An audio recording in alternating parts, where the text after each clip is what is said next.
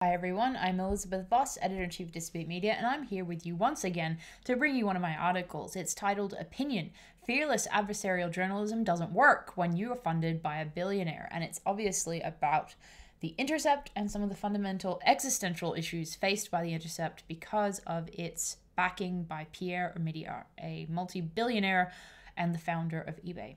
So, getting right into it.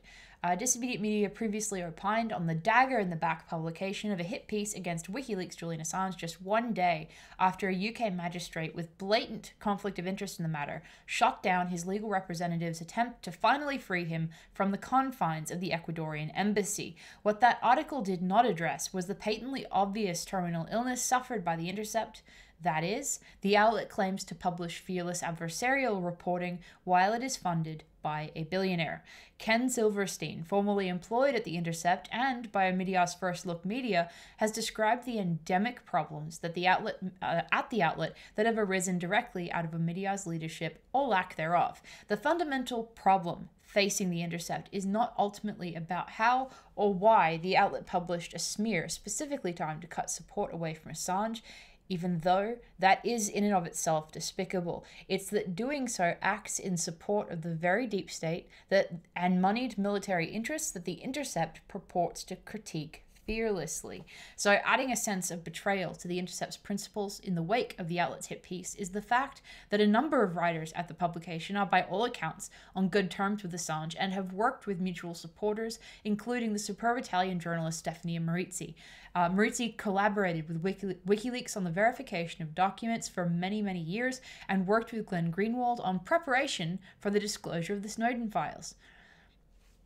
So adding to the years of support that Glenn Greenwald has shown Julian Assange, the WikiLeaks co-founder also sent WikiLeaks' own Sarah Harrison to the aid of Snowden after he was marooned in Hong Kong in 2013. And that is an act that Stefania Marizzi revealed very likely cost the publisher his freedom.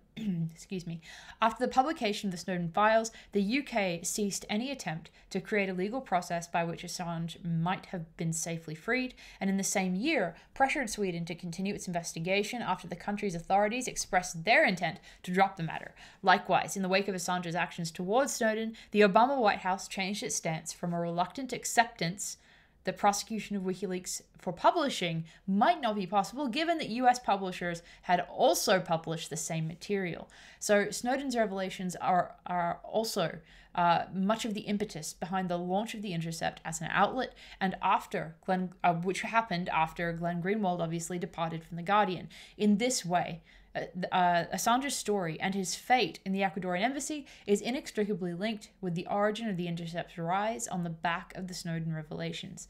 And only a few months later, in October 2013, while Snowden was still stuck in Moscow, in the airport, out of reach of the United States authorities, and The Intercept was gearing up for launch as an outlet, the UK made it clear to the Swedish prosecutor that she should not drop her investigation and European arrest warrant for Assange, even though Sweden's law on proportionality required her to do so. So what you're seeing there is retaliation from the UK towards Assange because of his actions in relation to helping Snowden. So because Snowden and the Snowden files literally provided the basis for the beginning of The Intercept, that means that that's a huge connection between the fate of Assange and the Intercept's founding, if that makes sense.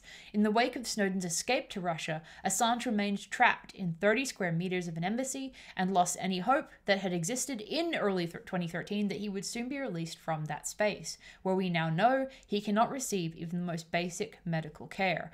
Meanwhile, The Intercept has become what it set out to destroy, and that is also very, very saddening and disturbing.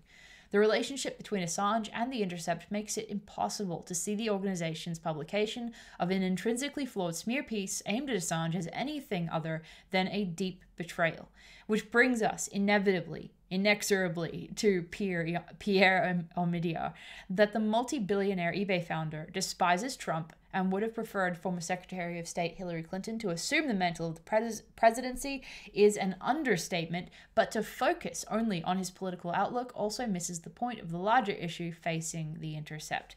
And I included a tweet by Caitlin Johnstone from September last year that reads, Omidyar has gone full Bezos. This disgusting propaganda smear piece is designed to paint all opponents of the US war machine as Nazis. And then she linked to a previous Intercept article. Obviously, that's not in reference to the just published one. This was a tweet months beforehand.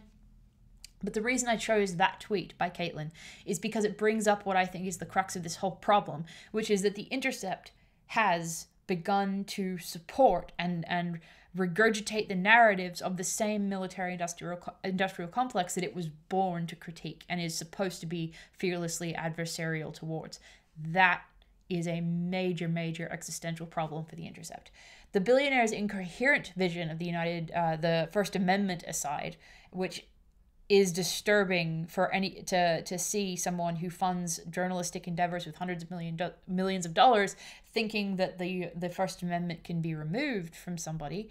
The nature of The Intercept's fatal catch-22 would remain if Omidyar were to wake up tomorrow and become a MAGA hat-wearing, NRA-supporting conservative. What I'm saying there, what that means is that a media company cannot perform as an independent and adversarial entity when it is birthed within and nurtured by the very establishment that it must confront. When USA Today reported that Omidyar would contribute $250 million to pursue independent journalism in quotes, a genetic malfunction was written into The Intercept's DNA. One cannot operate in an adversarial manner when one is supported directly by the same moneyed interests that require the most scrutiny and the most transparency of all. That the magnate's influence would seep tide-like into the reporting and editorial decisions of The Intercept seems difficult to ignore, but it is that inevitable creep itself and not the flavor of Omidyar's beliefs that make the situation so damning for The Intercept. I've previously written at length in an effort to describe the chilling uniformity that ultimately pervades the plutocratic class. Being a billionaire makes Pierre Omidyar much more like the Koch brothers than any liberal without access to the same magnitude of wealth and influence in the political system. The fact that wealth translates to political influence was described in a Princeton University study indicating that the United States operates as a plutocracy. In that light, it is the wealth that binds Omidyar, the Kochs, and their ilk together, as opposed to them being divided by political outlook. So when Omidyar made use of the Citizens United decision to supply an anti-Trump super PAC with $100,000 in 2016, it's not the flavor of the political activism that he bought that matters. It's that he bought it at all. Omidyar is a power player within the same corrupt establishment that WikiLeaks and The Intercept in principle aim to critique regularly. Omidyar has also provided funds to the Clinton Foundation, which as far as I was aware when I was looking into this subject, he attempted to hide the funds being given to the Clinton Foundation. As indicated by WikiLeaks via Twitter, the Freedom of the Press Foundation recently made the controversial decision to terminate processing WikiLeaks donations, and this move represented an end to the role that was a central cause for the foundation's creation, according to a statement by Assange. Ironically, the initial financial blockade that made the Freedom of the Press Foundation necessary was in part initiated by PayPal, a spin-off from eBay, which is a company that Omidyar founded. So Omidyar served on the board of PayPal until just last year. And then I embedded the tweet from WikiLeaks that says, today, the Freedom of the Press Foundation, which is now substantially linked to PayPal's Omidyar, has, after political pressure, decided to terminate processing of WikiLeaks donations. And then that is the end of the tweet, which also includes alternative donation methods and a paste spin from Assange describing the background on that subject.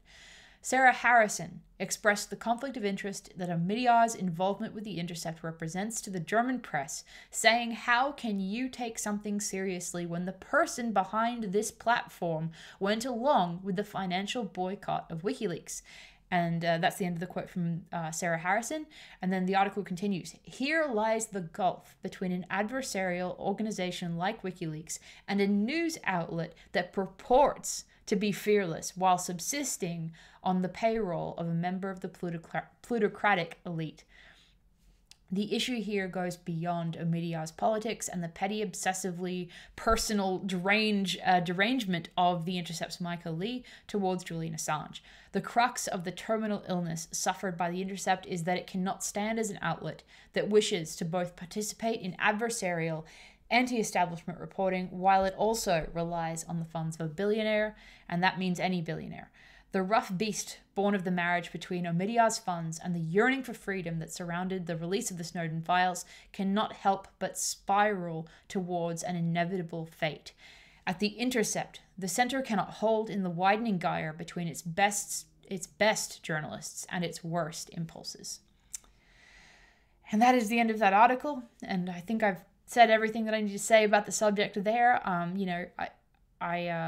know that some people thought that that when this happened, that you either had to join a bandwagon saying that you hate everyone at The Intercept or you had to defend everyone at The Intercept. I don't think that's the right way to look at it. I think this is a nuanced problem, but it's a serious issue. And I think that when this smear piece came out, it was a really, truly, genuinely sad day for journalism. And,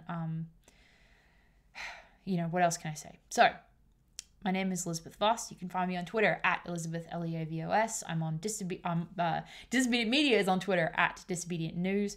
I'm on Steemit. We're on Facebook for however long. If you're on Facebook and not on Steemit, you need to at least go make a Steemit account because it's much better.